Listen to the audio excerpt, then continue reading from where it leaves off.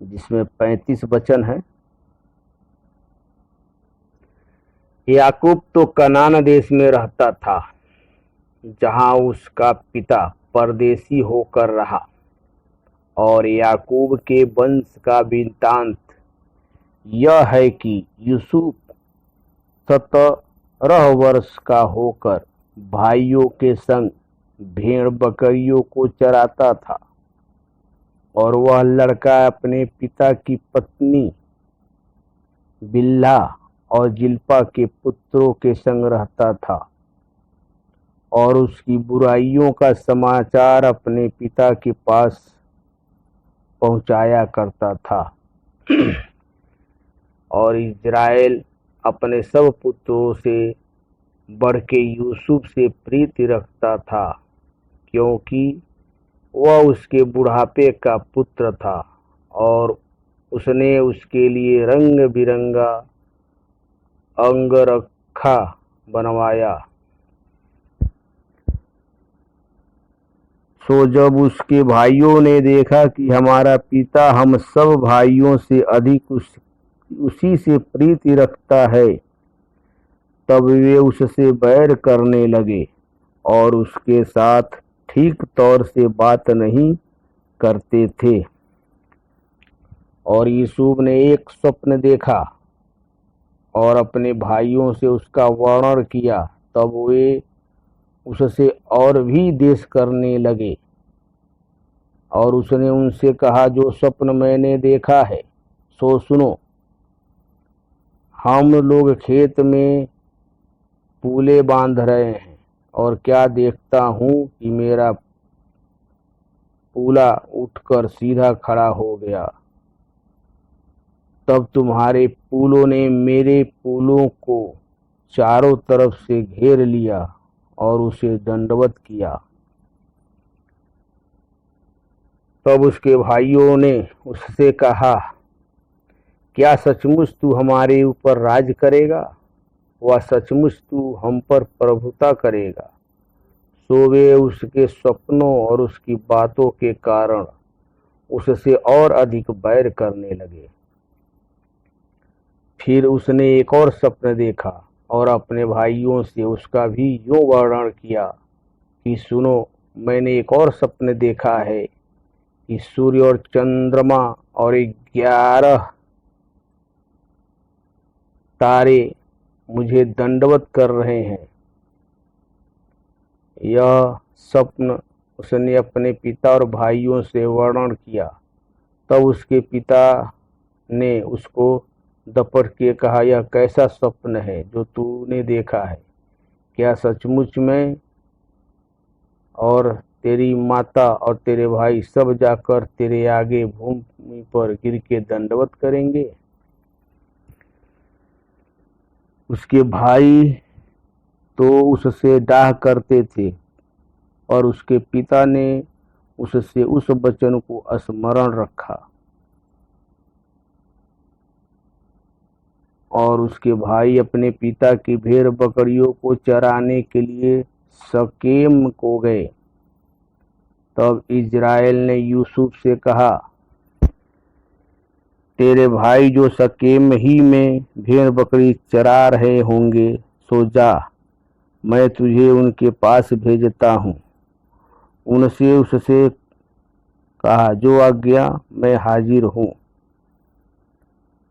उसने उससे कहा, जाकर अपने भाइयों और भेड़ बकरियों का हाल देख आ कि वे कुशल से तो हैं। फिर मेरे पास समाचार ले आ। सो उसने उसको हिब्रोन की तराई में विदा कर दिया, और वह शकेम में आया। और किसी मनुष्य ने उसको मैदान में इधर उधर भटकते हुए पाकर उससे पूछा, तू क्या ढूंढता है? उसने कहा, मैं तो अपने भाइयों को ढूंढता हूँ। कृपा कर मुझे बता कि वे भेड़ बकरियों को कहाँ चरा रहे हैं। उस मनुष्य ने कहा, वे तो यहाँ से चले गए हैं, और मैंने उनको यह कहते सुना है कि आओ हम दो तान को चलें।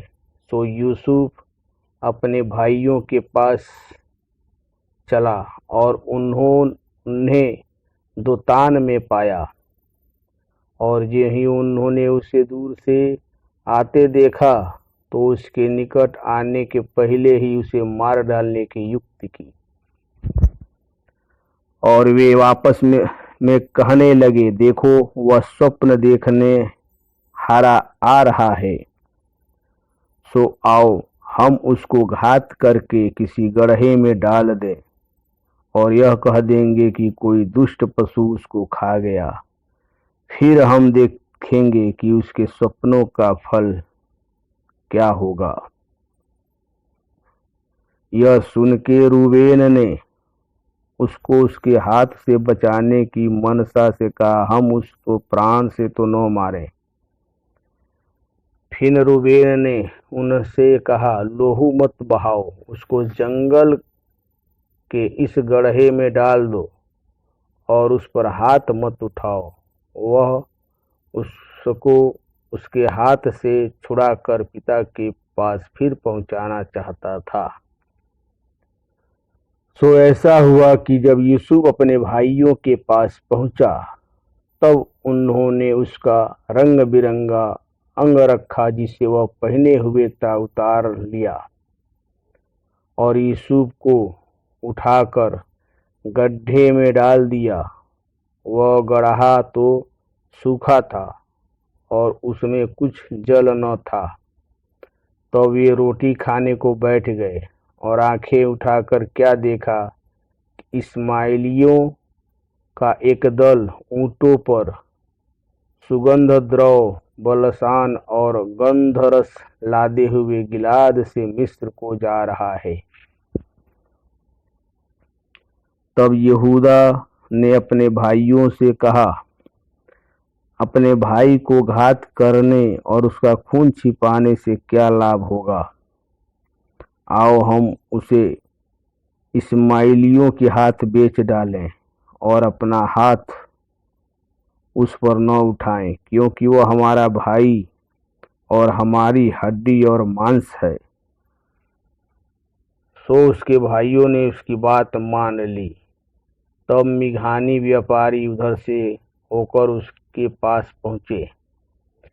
सो यूसुफ के भाइयों ने उसको उस गड्ढे में से खींच के बाहर निकाला और इस्माइलियों के हाथ चांदी के 20 टुकड़ों में बेच दिया और वे यूसुफ को मिस्र में ले गए।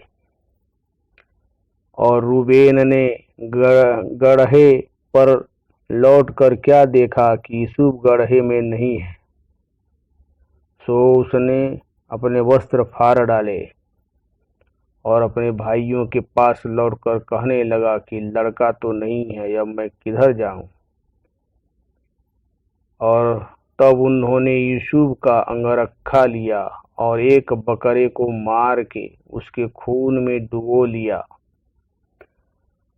और उन्होंने उस रंग बिरंगे अंगरखे को अपने पिता के पास भेजकर कहला दिया कि यह हम को मिला है, सो देखकर पहचान ले कि यह तेरे पुत्र का अंगरखा है कि नहीं। उसने उसको पहचान लिया और कहा, हाँ यह मेरे ही पुत्र का अंगरखा है, किसी दुष्ट पशु ने उसको खा लिया है।